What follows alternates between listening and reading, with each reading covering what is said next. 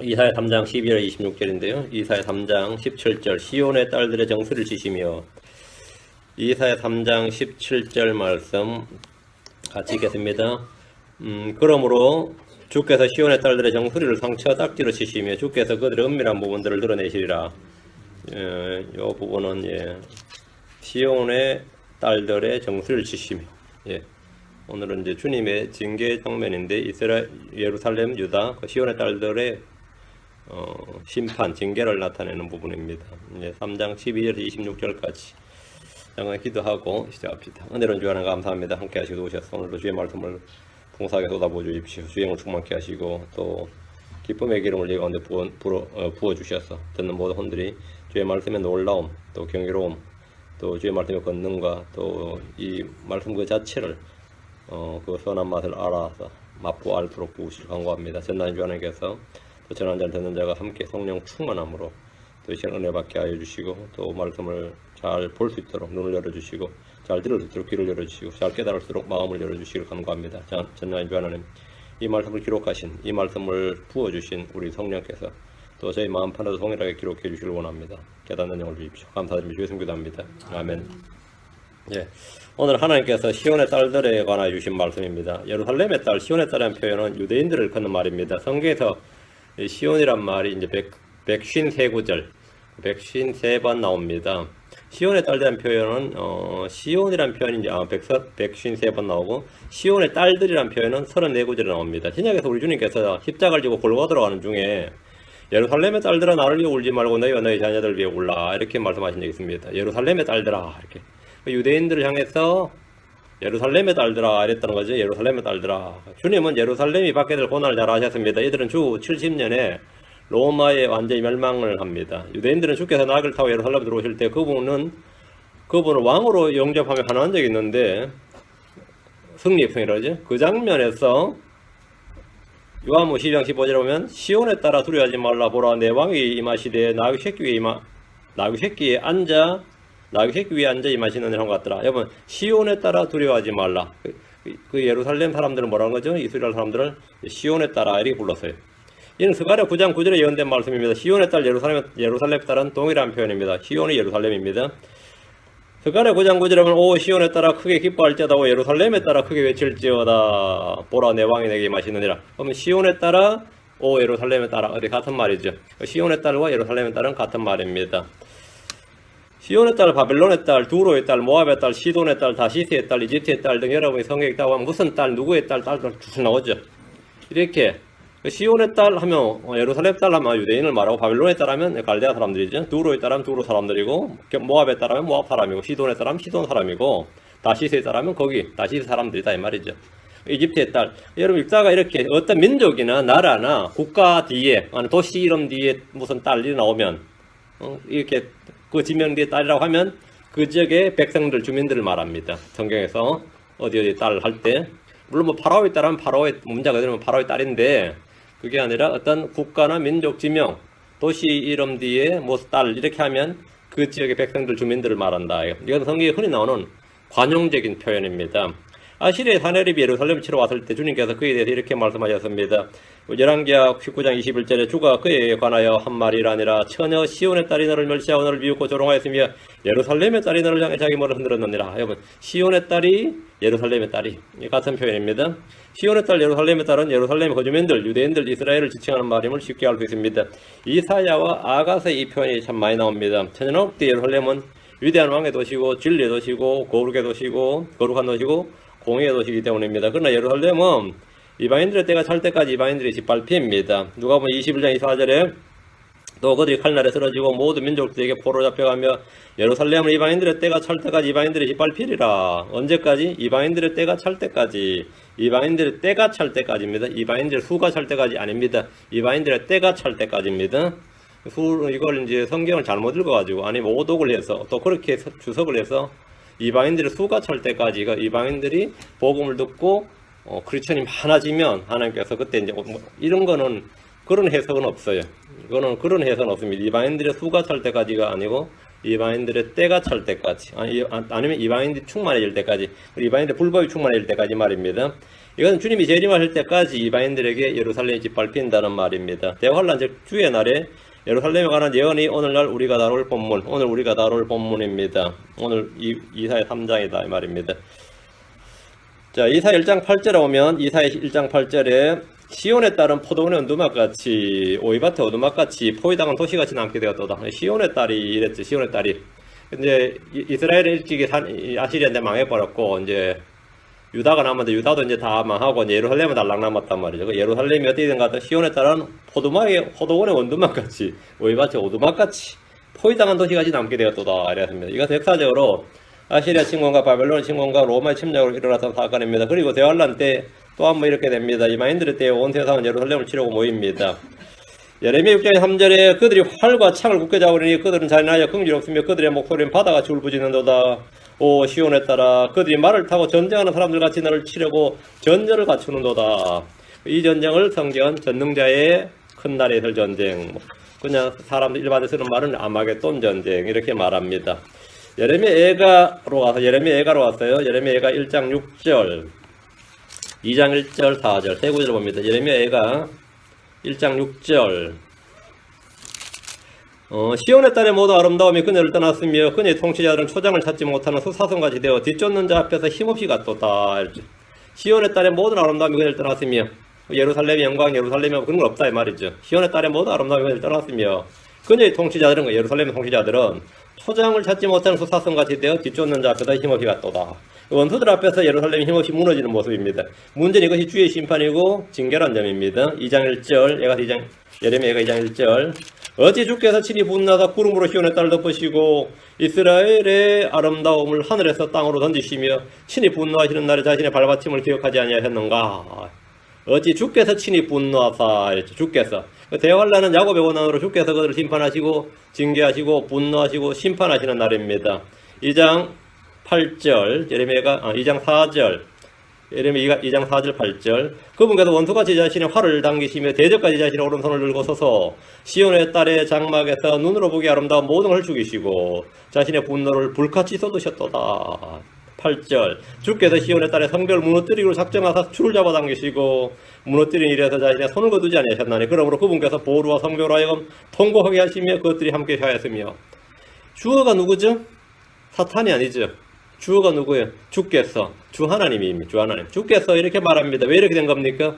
주께서 이렇게 했다는 거죠. 그들이 하나님의 대언자들을 돌로 치고 죽였습니다. 하나님의 아들 예수 그리스도를 십자가에 못 박고 죽였습니다. 그분의 사도들과 교회를 핍박하고 죽였습니다. 멸시했습니다. 이 일은 지금도 계속되고 있습니다. 성경 말하기를 예레미야가 4장 22절에 오 시온에 따라 내 불법으로 인한 형벌이 이루어졌으니 그분께서 다시는 너를 포로로 끌어가지 아니하시리라. 오 에돔에 따라 그분께서 내 불법을 벌하시며 내 죄들을 드러내시로다. 이 구절은 바로 바벨론 포로기에 관한 말씀이 아닙니다. 바벨론의 느부갓네살은 그들을 포로로 모두 잡아갔기 때문입니다. 이 구절들은 전부 다 주의 날에 있을 일들이다 이 말입니다. 자 본문을 보겠습니다. 자 이사야 다시 와서 3장 12절 내 백성으로 말하건대 아이들이 그들을 학대하며 여자들이 그들을 다스리는도다. 오 내 백성아 너를 인도하는 자들이 너로 하여금 잘못하게 하며 내 행로들의 길을 무너뜨리느니라.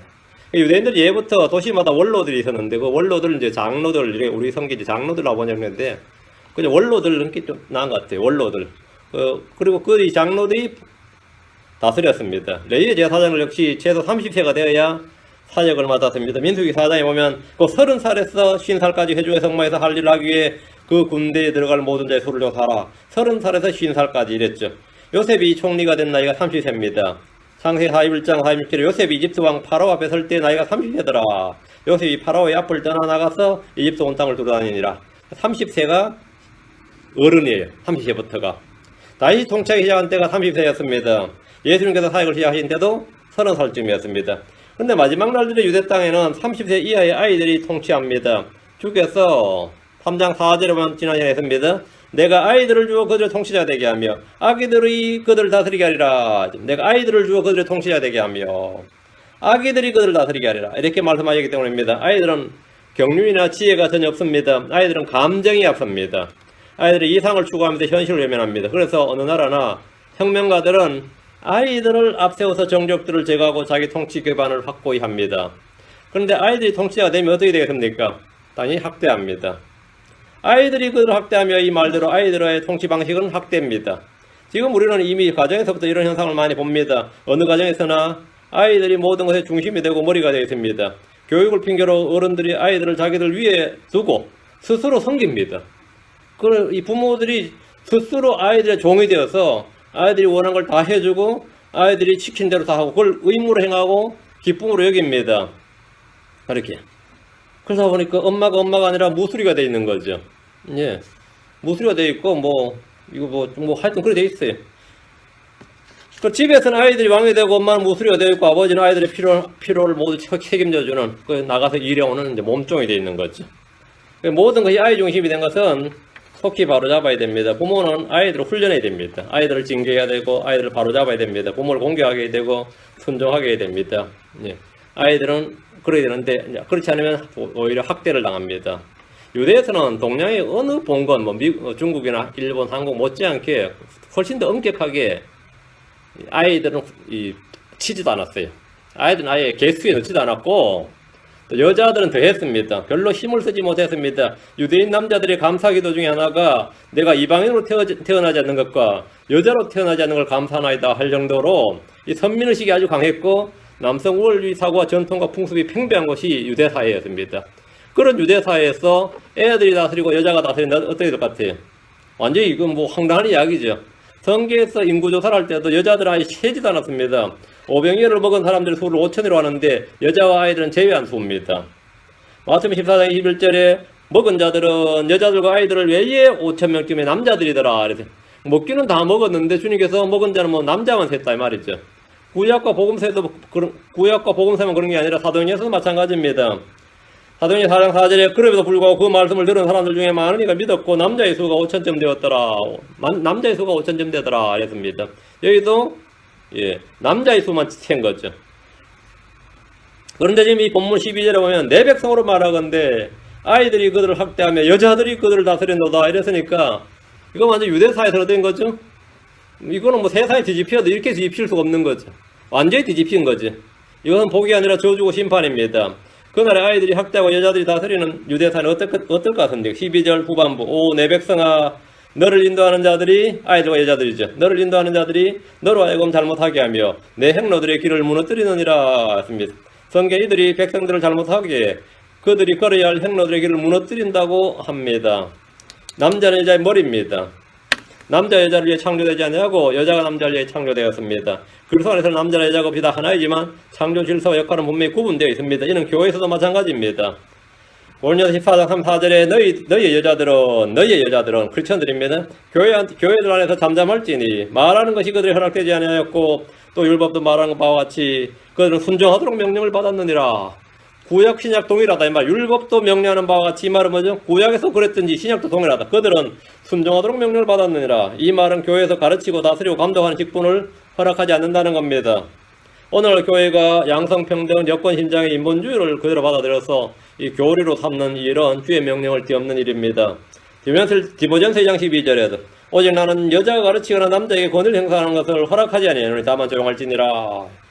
여기도 맞아요. 남자의 권위를 행사하는 걸 허락하지 않는다 했죠. 여자가 가르치거나 남자의 권위를 행사하는 걸 허락하지 않는다 이 말은 뭐냐면 감독의 직분이나 집사 이런 걸 하지 말라 이 말입니다. 우리는 이런 이유로 여자 목사나 여자 집사를 세우지 않을 뿐 아니라 그것이 비성경제라는 사실을 분명하게 압니다. 근데 그걸 자꾸 오늘날은 그렇게 해석해서는 안 된다 이런 식으로 오늘날은 그렇게 해석해서는 안 된다. 해석은 시대마다 바뀌는 게 아니라 성경 말씀은 변함이 없습니다. 13절 주께서 변론하고 일어서시며 백성을 심판하려고 서시는도다. 하늘에 계신 주께서 왕좌에 앉아 계십니다. 지금 앉아 계시는데 서셨다. 주께서 일어서시면 이 땅에 오시기 하는 겁니다. 주께서 일어나시면 이 땅은 대환란의 재앙이 임하고 사람들은 산꼭대기와 바위와 동굴 속으로 숨습니다. 주께서 일어나시면 어둠이 땅을 덮습니다. 이사 60장 2절에 보라 어둠이 땅을 덮으며 짙은 어둠이 백성들을 덮으려니 오직 주께서 일어나사 내 위에 임하시고 그분의 영광이 내 위에 나타나니 오직 주께서 일어나신다 하면 그때 한다. 주님이 일어나신다. 그럼 어디 있는 거죠? 내 위에 나타나리니 이걸 재림이단 말이에요. 이것도 명백히 지상재림을 가리키는 말입니다. 주께서 일어나시면 예루살렘과 싸운 모든 백성들은 살이 소멸되고 눈이 소멸되고 혀가 그들의 입속에서 소멸됩니다. 그날에 그들은 예루살렘을 치러 왔다가 서로가 서로를 대적하여 칩니다.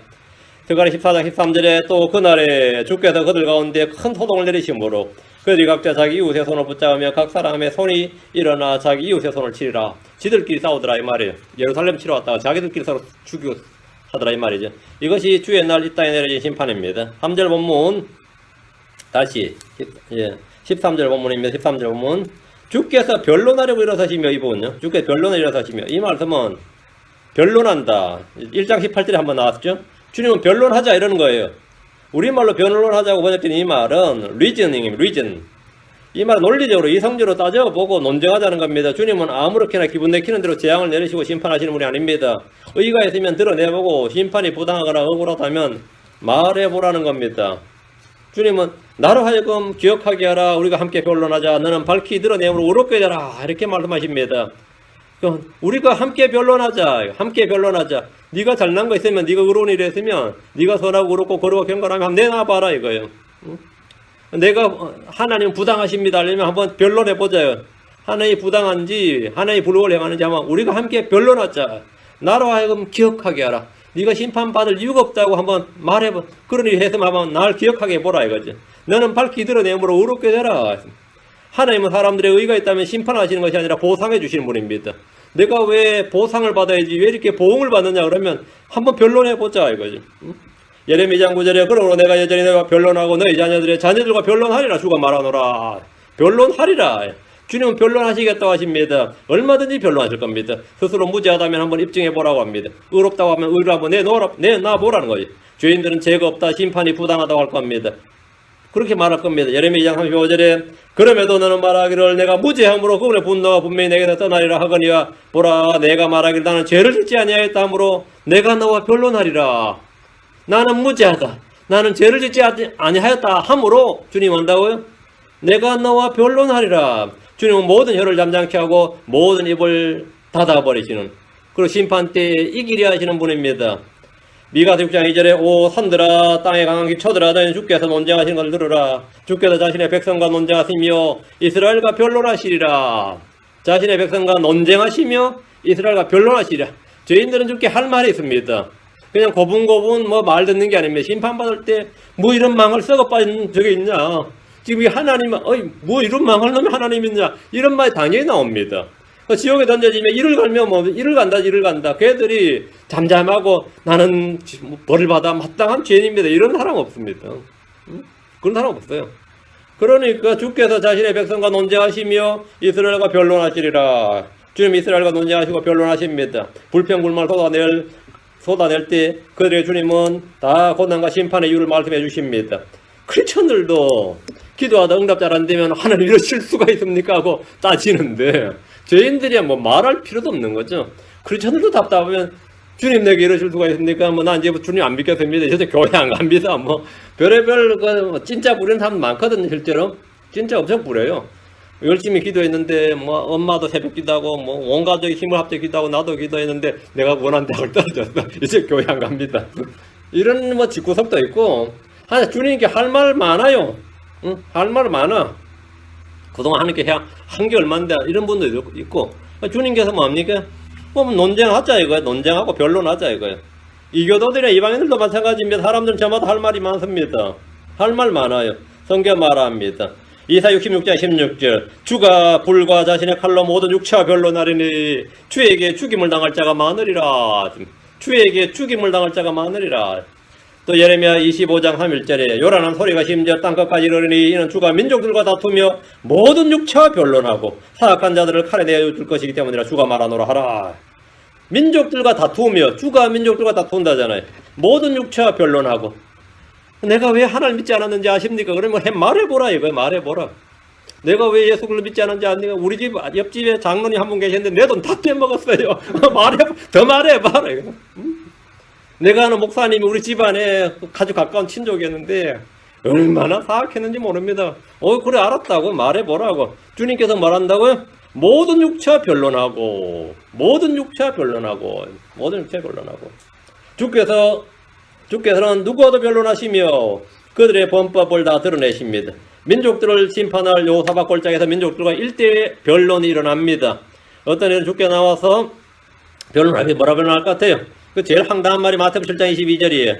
주여 주여 우리가 주의 이름으로 대언하지 아니하였나이까? 주의 이름으로 마귀들 내쫓지 아니하였나이까? 주의 이름으로 많은 놀라운 일을 행하지 아니하였나이까? 그런데 무엇 심판? 이런 거. 이런 사람도 있다는 거죠. 그러나 주님께서 내가 너희를 결코 알지 못하였노라. 불법을 행하는 자들아 너희는 내게서 떠나라. 이런. 제가 서울에서 세 번째 큰 교회 했습니다. 뭐 다섯 손가락 안에 든 교회를 했습니다. 어때요? 주님께서 더 말해보라 이거예요. 내가 너희를 결코 알지 못하였노라. 불법을 행하는 자들아 너희는 내게서 떠나라. 이것이 변론입니다. 죄인들은 주와 변론하는 것보다 죄를 시인하고 회개하는 편이 훨씬 낫습니다. 유대인들 위에는 큰 환난을 위해 죽게 따지겠지만 성경 말합니다. 예레미야 2장 19절에 너희가 어찌하여 나와 변론하고자 하느냐? 너희가 다 내게 범법하였느니라 주가 말하노라. 너희가 어찌하여 나와 변론하고자 하느냐? 너희가 다 내게 범법하였느니라. 우리는 주와 변론하기 전에 주께 죄를 시인하고 회개해야 됩니다. 그리고 주 앞에서 우리가 행한 일들에 대해 회개 보고를 해야 됩니다. 14절 이사야 3장 14절 주께서 자신의 백성의 원로들과 그분의 통치자들과 함께 심판자로 들어가시리니 너희가 포도원을 먹어버렸도다. 가난한 자에게서 노력한 물건이 너희 집에 있느니라. 주님은 먼저 유다의 원로들과 통치자들을 심판자로 데려가십니다. 너희부터 심판은 누구부터? 원로들과 통치자로부터. 이들을 먼저 심판하신다는 말입니다. 너희가 포도원을 먹어버렸도다 할 때 포도원은 주께서 그들이 주신 땅을 포도원이라며 이스라엘 땅 가나안 땅 자체가 포도원입니다. 주의 포도원이죠. 이스라엘 전체를 주의 포도원이라고 하나님의 포도원입니다. 이스라엘 땅은 주께서 세우신 포도원입니다. 이스라엘 국가를 망친 주역들이 바로 백성들의 원로들과 통치자들이란 말입니다. 당시 유대사회에서 백성의 원로들 통치자들은 주의 법을 버리고 폭력과 약탈로 자기 재산을 불렸습니다. 뇌물을 받고 재판을 굳게 하는 건 기본이었습니다. 이자 노린 덤이었습니다. 돈을 갚지 못하면 땅을 빼앗고 아이들 자식들을 빼앗고 그래서 종으로 삼거나 팔아버렸습니다. 가난한 자에게서 노력한 물건이 너희 집에 있느니라. 너희가 지금 재산 불렸는데 그것이 너희들 스스로 하나님의 축복이라고 내치지만 전부 다 불법이다 이 말입니다. 가난한 자에게서 노력한 물건이다. 가난한 자에게서 노력한 물건이 너희 집에 있느니라. 이것은 그들이 행한 불법의 증거입니다. 예수님께서 서기관들과 바리새인들이 이런 일을 행했다고 말씀하셨습니다. 마태복음 23장 14절에 서기관들과 바리새인들 위선자들아 너희에게 화가 있을지어다. 너희가 과부들의 집을 삼키고 거칠애로 길게 기도하나니 그러니 너희가 더 큰 정죄를 받으리라. 너희가 더 큰 정죄를 받으리라. 왜? 가난한 자에서 노력한 물건, 과부들의 집을 삼키고 이게 전부 다 거기 있다 자기들한테. 세월은 흘러도 지배층은 바뀌어도 정치체제가 바뀌어도 사람의 본성이나 행동은 바뀌지 않습니다. 왕정에서 공화주의로 바뀌든 민주주의가 공산주의로 바뀌든 자본주의가 사회주의로 바뀌든 뭐 어떻게 바뀌든 간에 지배체제가 어떻게 바뀌고 정치제도가 어떻게 바뀌고 누가 어떻게 바뀌어도 세월이 아무리 흘러도 사람의 본성이나 행동은 바뀌지 않습니다. 사람의 본성이나 행동은 바뀌지 않습니다. 특히 어느 세대나 탐욕은 모든 죄와 불법의 시작입니다. 우리 정치체제를 바꿔보자 이 말은 뭐냐면 니들만 오래 해먹으세요. 우리도 한번 해먹어보자 그 말이거든요. 우리도 한번 해먹을 수 있는 기회를 달라. 공화당이 너무 해먹으니까 민주당 애들이만요. 우리도 좀 해먹자. 우리도 좀 해먹자는 말을 차마 직설법을 못하니까 너희한테 이렇게 잘해줄게. 우리 뽑았다고. 그러면 우리가 해먹게. 그 말입니다. 새누리당, 한나라당이 해먹다가 지금 민주당이 해먹. 그것도 마찬가지입니다. 다 그게 뭐냐면 우리를 뽑아주세요. 이 말은 우리가 해먹을 수 있는 기회를 좀 주세요. 그 말이에요. 그죠? 그 민초들의 삶은 바뀔 수가 없어요. 그 자본주의든 진짜 민초들 입장에서는 말이죠. 고정황제 통치받는 것보다는 차라리 이등박문한테 받는 게 더 낫어요. 그놈들한테 받는 것보다는 초기 공산주의 받는 게 낫고, 그놈들보다는 미군주의 차라리 낫고, 그보다는 뭐가 낫고 이런 거예요. 해먹는 놈들한테 뭐죠? 이상하게 자꾸 저놈들 해먹으니까 일제시대도 해먹고, 그 다음에도 해먹고, 지금도 해먹으니까 열받아 안 받아. 일제시대면 해먹고 나가 떨어졌으면 괜찮은데 왜 계속 해먹냐만 지금까지. 그건 내가 참을 수가 없어. 그럼 뭐야? 우리도 좀 해먹자 이거야. 그게 정치체제의 변화예요. 정치체제의 변화. 한번 해먹이자 하면 안 내놓으려고 그러겠죠. 근데 그것이 신정체제로 바뀌면 나을 것 같았냐 이거. 유대사회 같은 신정체제도 안 된다 이 말이에요. 유대사회 같은 한마디로 모세 율법, 그 하나님 주신 율법을 가지고 기본 법전으로 삼는 유대사회에서도 제사장들이나 원로들이나 통치자들을 맡겨놓으니까 뭐라고요? 어느 폭정이 있는 그 1인 독재 체제보다 더하더라 이 말입니다. 못하지 않더라 이 말입니다. 15절입니다. 너희가 내 백성을 쳐서 산산조각 내며 가난한 자들의 얼굴을 맷돌로 가나니 그것은 무엇을 뜻하느냐? 주 만군의 하나님이 말하노라. 백성의 원로들 통치자들 한 짓이 백성을 쳐서 산산조각 내고 가난한 자들의 얼굴을 맷돌로 가는 것이었습니다. 이게 뭔 말이에요? 표현이 적나라한데 쳐서 산산조각 내는 것은 쪼갠다는 거죠. 쪼개는 거고 쪼개면 어떻게 하죠? 그걸 맷돌로 갈면 가루가 되어버린 거죠. 백성들을 철저히 수탈한다는 겁니다. 이사야 58장 4절에 보라 너희가 금식하면 다툼과 논쟁을 위하며 사악한 주먹으로 치기 위함이니 너희는 너희 목소리가 높은 곳에서 들리게 하려고 이날에 하는 것 같이 금식하지 말지니라.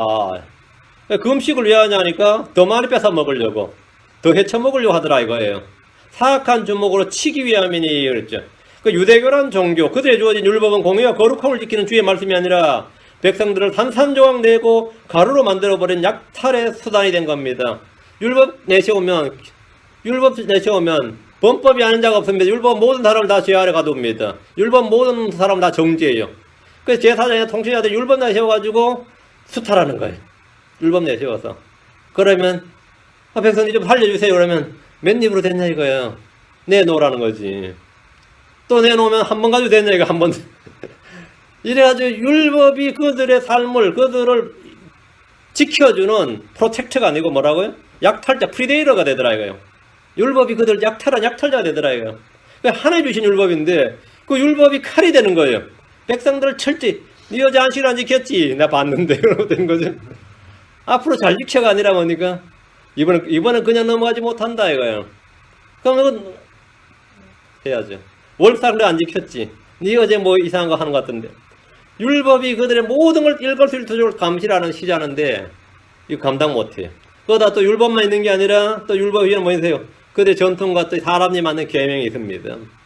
그러니까 뭐 백성들은 뭐 걸면 다 걸리는 거예요. 걸면 다 걸려. 그러니까 뭐 수탈해먹기가 너무 쉬운 거죠. 유대교란 종교 그들의 주어진 율법은 하나의 법, 하나님의 성품, 하나님의 공의와 거룩함, 사랑, 믿음, 긍휼 이런 걸 지키는 그런 주의 말씀이 아니라 백성들을 조각내고 가루로 만들어버리는 약탈의 수단이 되었단 말이에요. 그들은 더 많이 빼앗기 위해서 예배를 드리고 금식하고 기도합니다. 전부 다 금식절 모여라. 뭐. 난 내일 장사에 대해서 금식하면 안 되는데 이거 말 안 듣네 이거지. 내일 뭐 집회로 모여라 이거.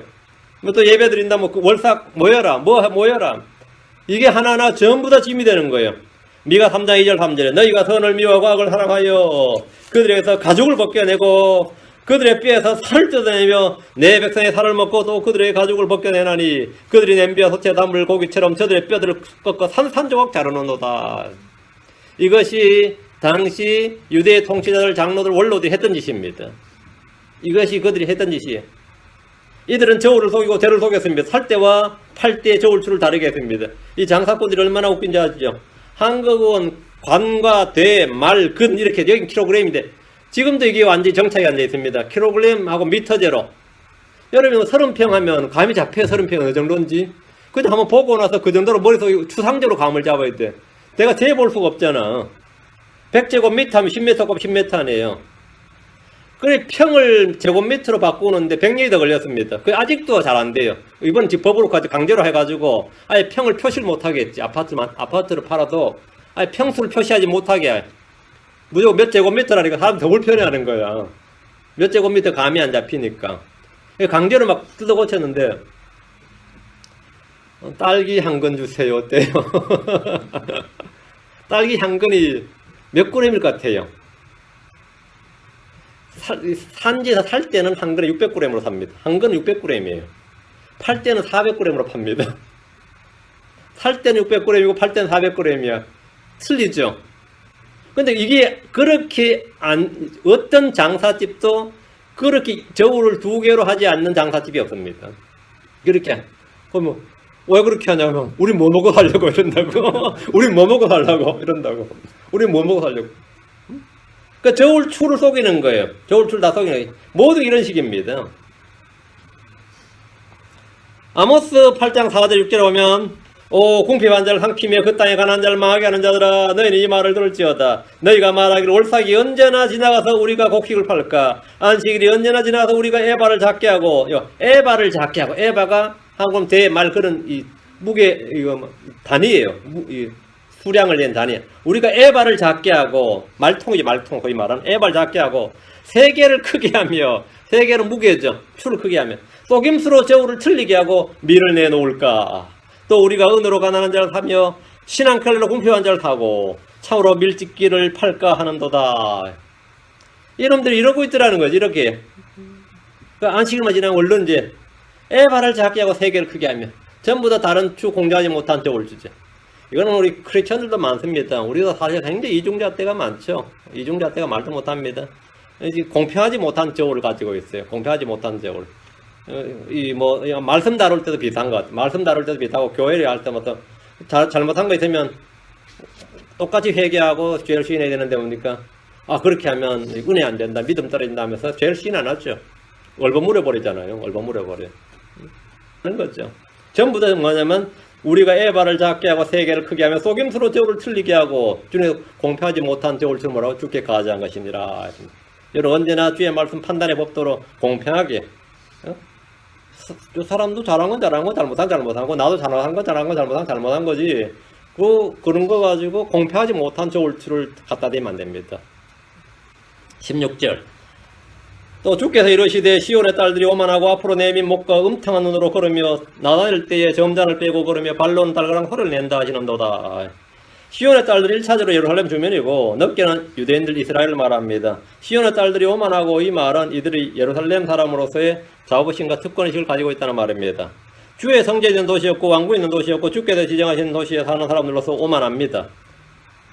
이들은 목을 앞으로 내밀고 음탕한 눈으로 걸으며 다닐 때는 점잔을 빼며 걷고 발질을 찾는지 딸그랑 소리를 냅니다. 음탕한 눈으로 걷는다는 것은 누군가를 끌기 위해서, 음탕한 눈으로 걷는다 이 말이 뭐냐면, 현대들 요즘 자매들은 아마 이 말이 좀 수용 불가할지 모르겠어요. 잘 보이겠어. 눈 화장을 했다는 말입니다. 눈 화장을 했다. 예. 아이섀도우 그리고 마스카라 하고, 마스카라 하지 마요. 끔찍하더라고요. 대학생 때부터 자매들 마스카라 하면 내 끔찍하다고, 아이고 이거 왜 그러냐 그래요. 똥눈썹 그리고 뭐 하는 거 있죠. 그 눈 화장을 짓게 했는데 그 왜 하는 것 같습니까? 물론 한국 사람 눈이 작아서 한다 그러지만 왜 하는 것 같아요? 요즘 여자들은 대부분 화장품으로 눈을 그립니다. 킹잼스는 그걸 페인트 한다 그래요. 똑같이 정확한 표현입니다. 페인트. 지금은 누구나 하는 화장이 구약에서는 누군가를 꿰을 때 하는 짓이었습니다. 열왕기하 9장 3절에 보면 예후가 예스르엘에 이르니 이세벨이 그것을 듣고는 얼굴에 화장을 하고, 예후 온다는 말 듣고 이세벨이 한 일 제일 먼저 한 일이 뭐죠? 얼굴에 화장을 하고, 예후 만나야 되잖아. 얼굴에 화장을 하고 머리를 꾸민 채 창에서 바라보다가, 이세벨이 한 화장은 예후 앞에서 아무 소용이 없었습니다. 예후는 그녀를 딱 만나자마자 창 밖으로 내던져 버렸어요. 죽여버렸습니다. 예루살렘이 아무리 화장을 하고 꽃단장을 해도 바빌론은 그녀를 아끼지 않습니다. 예레미야 4장 31절에 내가 노략을 당할 때 어찌하려느냐, 내가 진홍색 옷을 입고 금장식으로 단장하여 화장으로 내 얼굴을 꾸밀지라도 내 자신을 아름답게 꾸민 것이 헛된 일이 되리라. 내 연인들이 너를 멸시하고 내 생명을 찾으리라. 내 자신을 아름답게 꾸민 것이 뭐라고?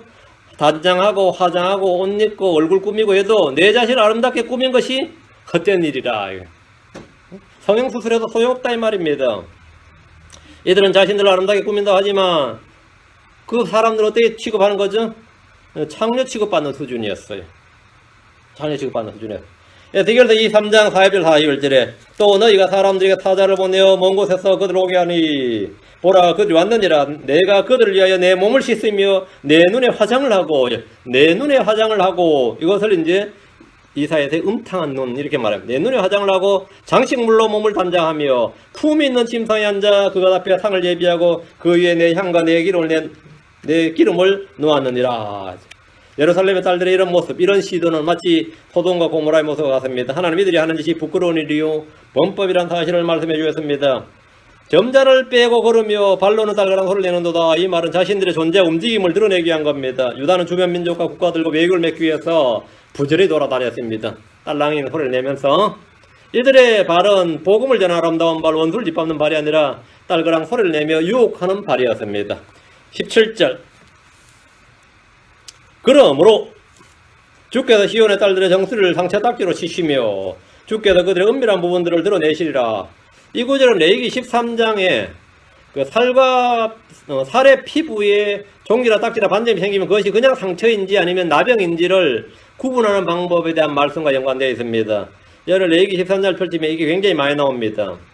제사장들은 피부의 병을 보고 나병인지 아닌지를 판별해야 됩니다. 하나님께서 시온의 딸들의 정수리를 상처딱지로 치셨다는 것은 이 말은 뭐냐?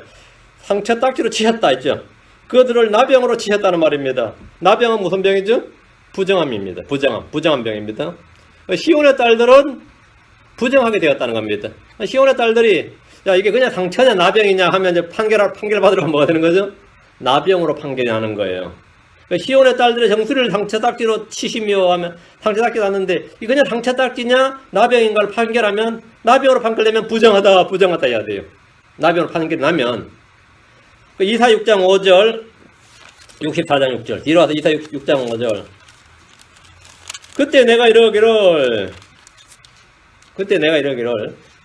내게 화가 있도다 내가 망하게 되었도다 난 입술이 부정한 사람이요 이사의 개인이죠. 그 다음 또 입술이 부정한 백성이 한가운데 거하거니와 이거 뭐죠? 백성이죠. 입술이 부정한 백성이 한가운데 거하거니와 내 눈이 왕곧 만군의 주를 보았도다 하며 이사야 자신도 입술이 부정한 사람인데 백성들은 나보죠? 입술이 부정한 백성이 입술이 부정한 백성 입술은 입은 마음에서 가장 게 나옵니다. 입술이 부정하다는 말은 마음이 부정하다 이 말입니다. 마음이 부정하다는 말은 그 사람이 부정하다는 말이에요. 이스라엘은 그 예루살렘 다 부정한 백성이에요. 이사야 자신은 부정한 백성이고 한마디로 말하면 나병 환자다 이 말입니다. 이 구절에서 내언자 이사야는 자신을 입술이 부정한 백성이 한가운데 가는 입술이 부정한 사람이라고 말했습니다. 자기가 그냥 입술이 자기 개인적으로 자기 혼자 입술이 부정한 사람이 아니라 온 백성이 다 부정하고 자기도 마찬가지다 이 말이에요. 그 대언자 자신을 포함해서 시온의 딸들이 모두 다 뭐라고요? 입술이 부정한 사람이다 이 말입니다. 제4장은 나병 환자를 판단한 후에는 부정하다 이렇게 선언하면 그다음 나병 환자죠. 나병 환자는 자기 옷을 찢고 자기 머리에 쓴 것을 덮고 덮개로 윗입술을 가리고 부정하다 외쳐야 됩니다. 왜? 남들이 가까이 못 오게. 우리는 모두 부정한 물건 같습니다. 이사 64장 6절 이사 64장 6절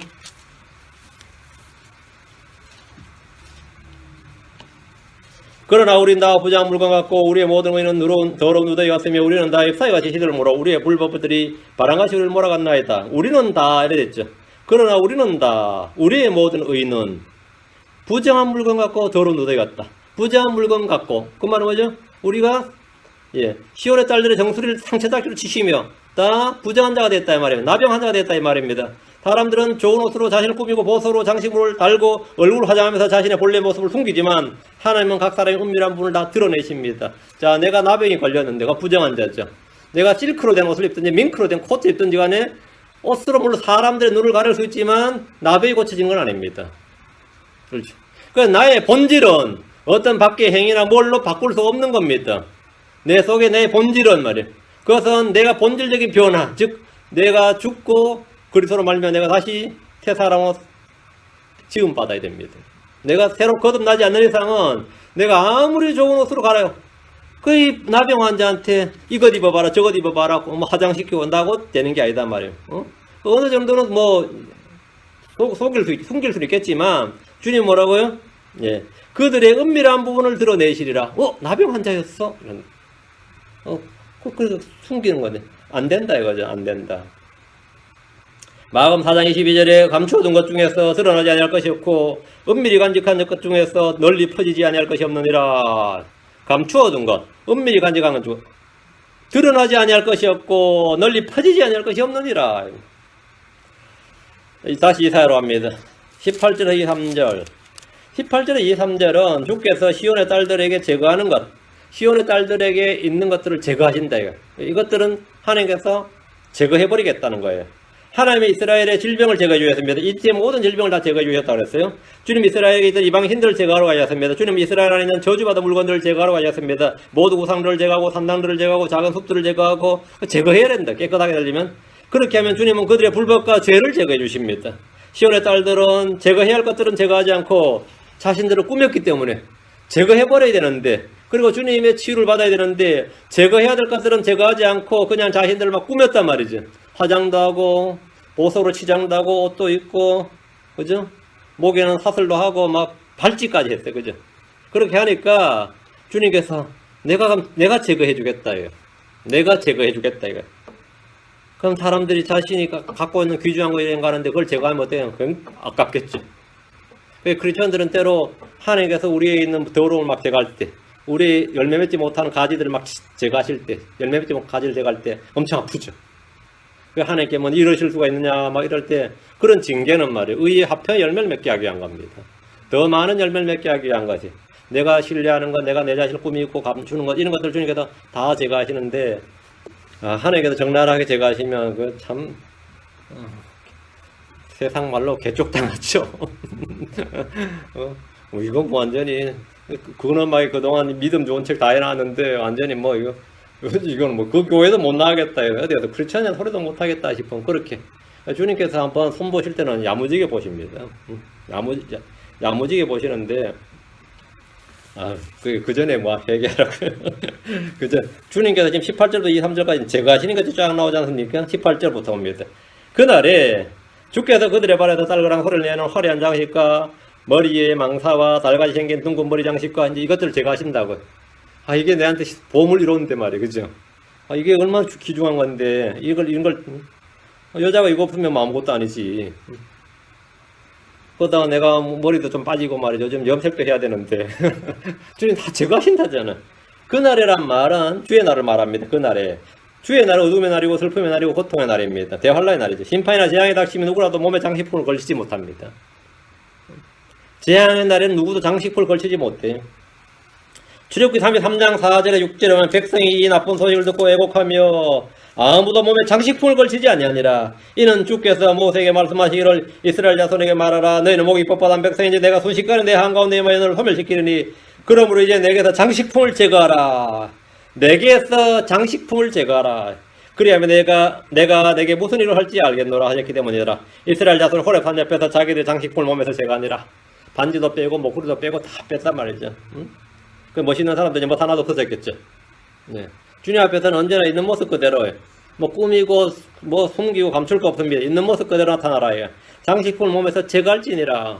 그 이스라엘 다 제거했습니다.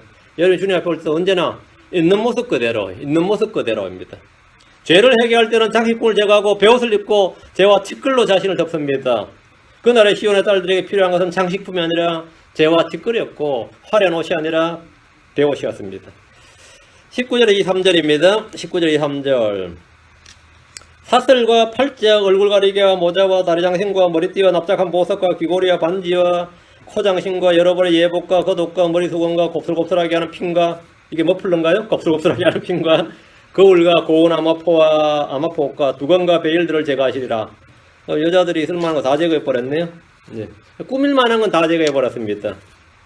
여러분 지금으로 하면 뭐 향수와 무슨 화장품과 뭐가 이렇게 되겠죠. 이런 걸 다 제거하시리라. 그날에 주께서 제거하시리라. 제거하시라는 건 뭔지 한번 보십시오. 하나님 이것들을 다 제거하시는 방법은 첫 번째는 적들에게 빼앗기도록 하는 거예요.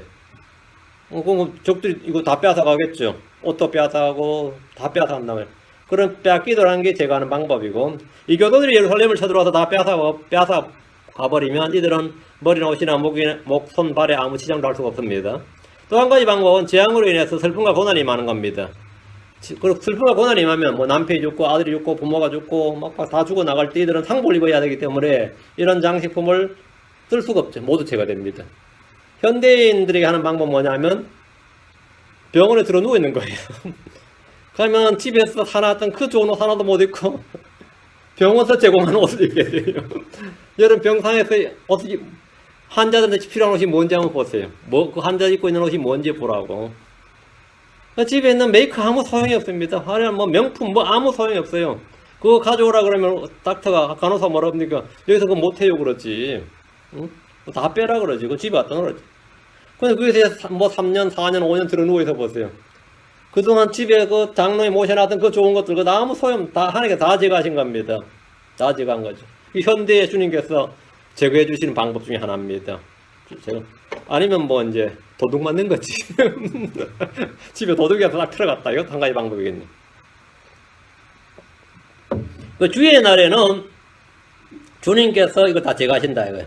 그 주의 날에 예루살렘의 딸들은 자기를 꾸미던 모든 것들이 아무 소용없게 될 겁니다. 다 제거된다 이 말입니다. 가면 남들이 예루살렘을 딱 봤을 때 어떨 것 같아요? 거기 지금 완전히 말도 못해. 도시는 뭐 도시도 아니야. 지금 그 도시도 아니야. 옛날에 엄청난 도시였는데, 그죠? 예루살렘 왕궁과 성벽만 저 멀리서 보면 황금 성전이었대요. 여러분이 어떤 헐리우드 영화에 나오는 막 그래픽으로 만든 황금 성전 있죠? 그게 솔로몬의 성전에 비하면 아무것도 아닙니다. 솔로몬의 성전이 그렇게 화려했습니다. 보기만 해도 압도당할 만큼. 그 주변 민족들은 거기 한번 가봤냐 그러면 그거 보면 그냥 질려버릴 만큼 압도당했어요. 그만큼 화려하고 웅장했고 그랬었는데 요즘 예루살렘은 어떠냐 그러면 그게 도시도 아니라고, 그게 쓰레기더미라고. 이렇게 아름다움을 다 제거해봤다 이 말입니다. 24절.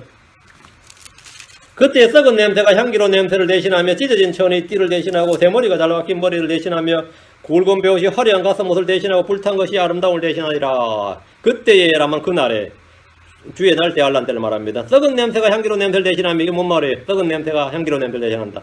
곳곳에 죽은 시체들로 인해 썩은 냄새가 진동합니다. 지금 요즘은 뭐 예를 들어 이제 미국도 한번 공항에 한번 닥칠 때 디트로이트 같은 도시가 어때요? 그 막 미국 자동차들이 막 자동차에 따라 그 성공하던 도시들이 한 무너지기 시작하니까 유령도시가 됐죠. 유령도시란 말 쓴다. 유령도시. 그래서 잡초가 우고 나고 막 사람들은 다 떠나고 그랬단 말이죠. 그래서 그 정도가 아니고 여기는 썩은 냄새가 향기로운 냄새를 대신하며 이랬단 말이죠. 곳곳에 죽은 시체들로 인해서 썩은 냄새가 진동을 하는데 계시록에 나오는 재앙들이 땅에 닥치면 세상에 향기로운 냄새를 맡을 일이 없을 겁니다. 기근과 지진과 역병과 전쟁이 창궐하는 때입니다. 사람들이 너무나 많이 죽었는데 죽어도 그냥 죽는 게 아니라 스가랴 14장 12절 주님께서 또 입에서 칼이 나와서 목을 베시면 다 이 참수형이죠. 그것도 있지만 또 주님께서 영광스러운 광채를 발하시면 이걸 핵전쟁과 같아요. 이 핵전쟁에서 핵에 노출되면 사람이 녹아버립니다. 그 스가랴 14장 12절에 바로 그 내용이 나와요.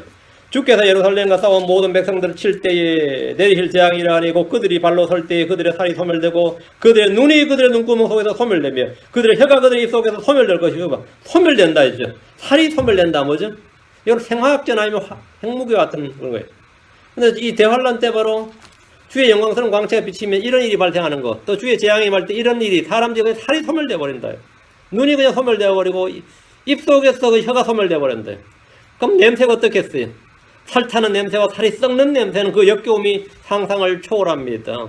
피가 썩어가고 살이 썩어날 때 찢어진 천이 띠를 대신하고 좋은 옷과 화려한 옷으로 자신을 꾸밀 수가 없습니다. 유대에 있는 자들은 광야로 산으로 도망을 하기 바쁩니다.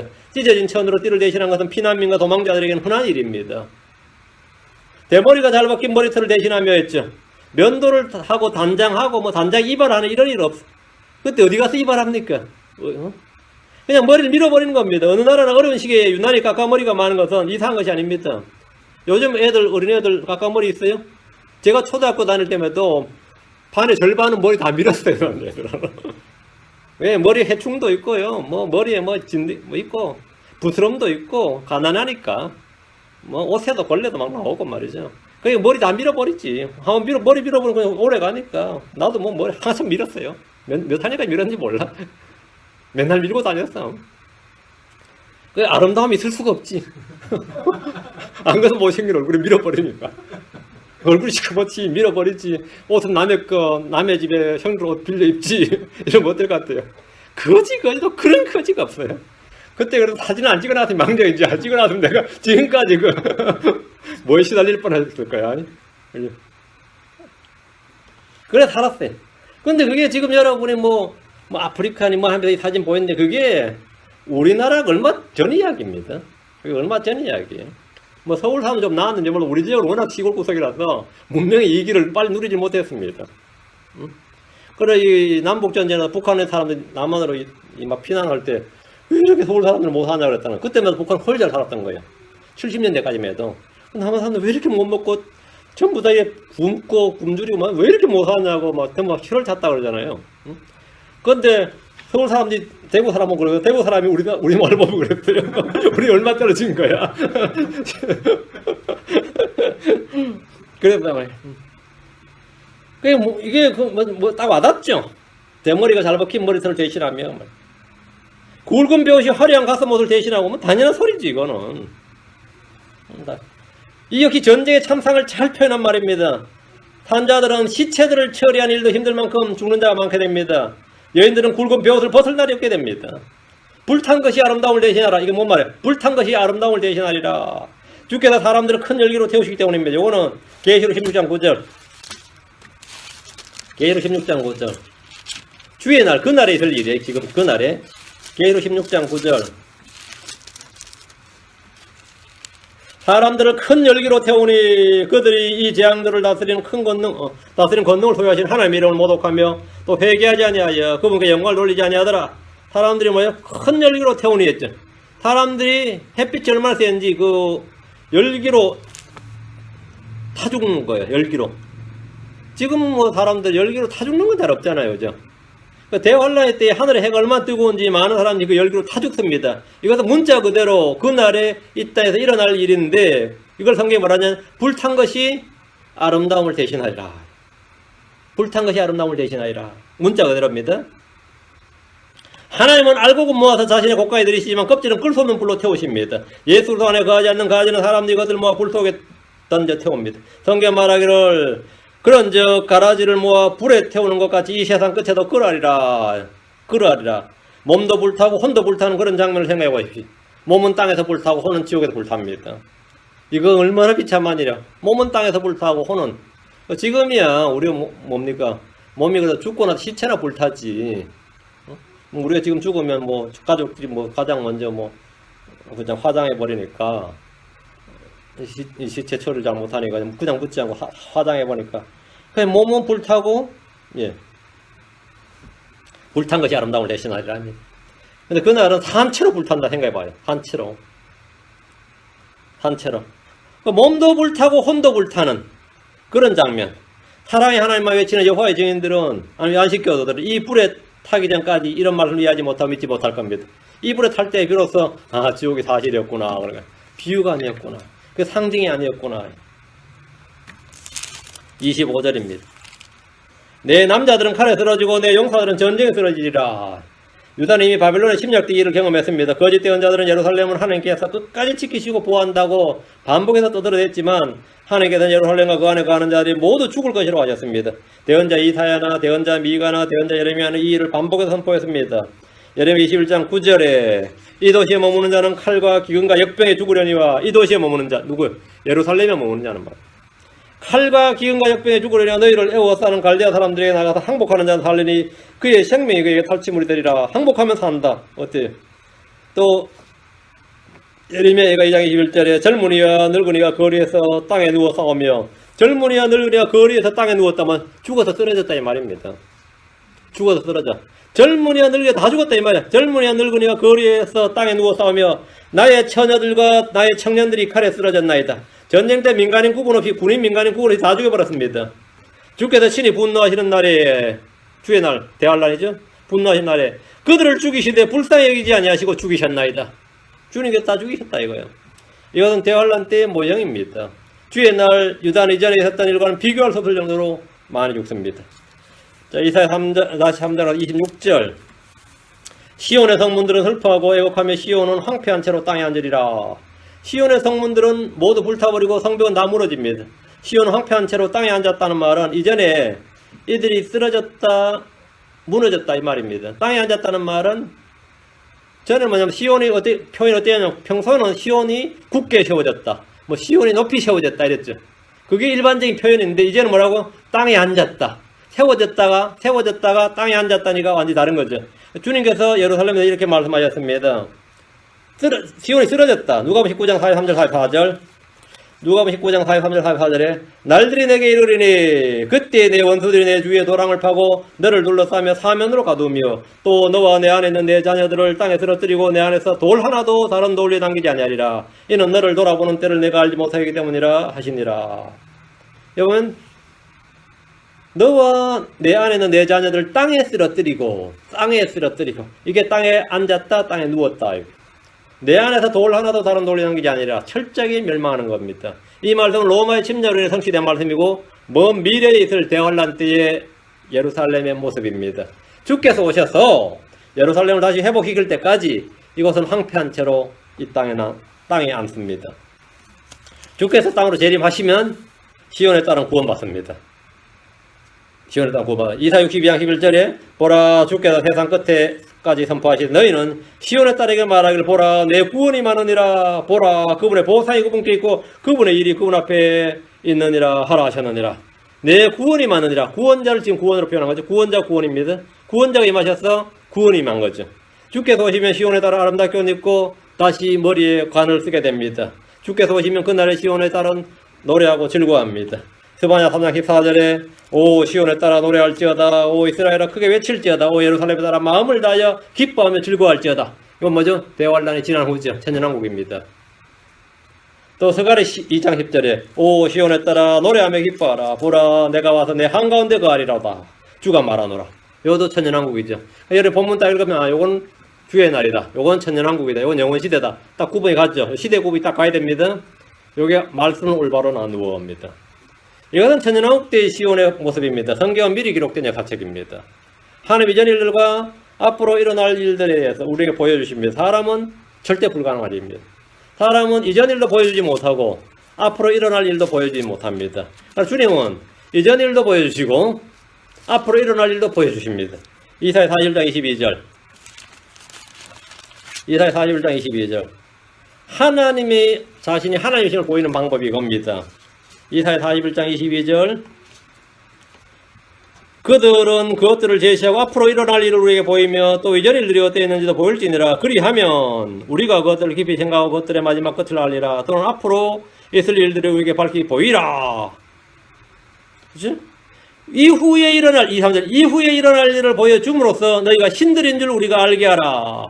참으로 선을 행하든지 악을 행하든지 하라. 그리하면 우리가 올라가서 그것을 함께 바라보리라. 주님께서 사람들이 하신 말씀입니다. 이전에 있을 일들이든지 앞으로 있을 일들이 한번 말해보라 이거예요. 그럼 내가 진짜 하나님께서 너희들 인정해 주겠다 이거예요. 너희들이 이전에 있을 일, 있었던 일, 앞으로 일어날 일을 한번 말해보라 이거예요. 그럼 하나님께서 우리가 그것을 깊이 생각해보고 그것들의 마지막 끝을 알리라. 하나님께서 우리에게 계시해 주신 것이 사람이 알아내는 방법은 없다 이 말입니다. 이후의 일들을 한번 밝히 보여봐라. 사람은 내일 일도 알지 못합니다. 하루 일도 알지 못합니다. 하루 일도 알지 못해요. 하나님께서는 앞으로 있을 일들을 쫙 보여주시고 내가 하나님인 줄 알지어다 이렇게 말씀하시는 겁니다. 내가 하나님인 줄 알지어다. 우리는 바로 이 계시의 책을 가지고 있는 겁니다. 이 계시의 말씀을 가지고 앞으로 일어날 일을 알고 있고 이전에 있었던 일들을 알 수 있는 겁니다. 단순한 역사책으로 알 수 없는 것들 하나님께서 알려주신 겁니다. 성경은 예언의 등불입니다. 성경은 예언의 등불인데 우리는 그럼 어떻게 되느냐? 예언의 등불 어떻게 되죠? 어두운 곳에서 빛을 대하듯이 주의하는 것이 잘하는 것이니라 합니다. 여러분 이 말씀이 언제나 빛을 대하듯이 어두운 곳에서 빛을 대하듯이 주의를 기울여야 됩니다. 그렇게 하면 여러분이 만나서 잘하는 일이다. 성경 대충 읽지 마시고 한 절 한 절이야 이게 다 이런 뜻이구나 하고 아시면 됩니다. 우리가 지금 성경 강의하는 것이 뭐 특별한 그게 아니라 그냥 한 줄 한 줄을 전부 다 이런 뜻이로구나 하고 지금 풀어나가는 중입니다. 말씀 잘 이해하시고 잘 깨달으시기 바랍니다. 기도합시다. 오늘은 주하나 감사합니다. 오늘 주의 말씀을 허락해 주셔서 감사하고 또 듣는 모든 분들에게 주의 말씀을 더 밝히게 닫게 하시고 더 잘 알게 하시고 마음을 잘 간직하게 하시고 무엇보다 주님께서 이전 일들을 알게 하시고 또 우리에게 지금 있는 일들과 앞으로 있을 일들을 보여주셨는데 아버지 하나님 저희 속에 주의 영이 있사오니 주께서 기록하신 모든 말씀들을 더 밝히 더 분명하게 깨닫도록 인도해 주시고 진리 영께서 진리 한가운데 저희를 인도하여 주시길 간구합니다. 아버지 하나님께서 또 은혜와 강구형을 보여주셔서 저희가 좀 효과적으로 기도 생활을 하도록 도와주시고 믿음으로 평소에 모든 삶을 살아갈 수 있도록 도와주시고 주님을 영화롭게 하는 성도들로 인정 받도록 해주십시오. 감사드리며 주의 성기도합니다. 아멘.